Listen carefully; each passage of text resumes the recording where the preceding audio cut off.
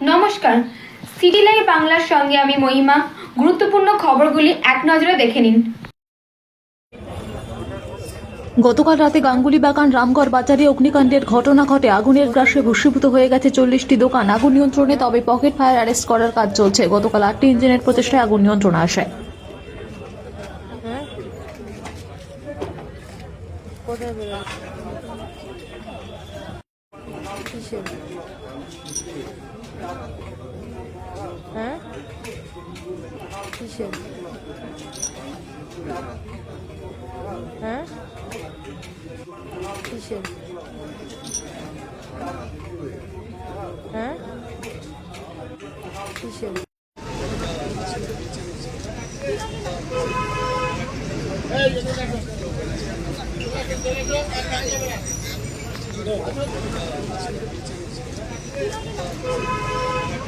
Hey,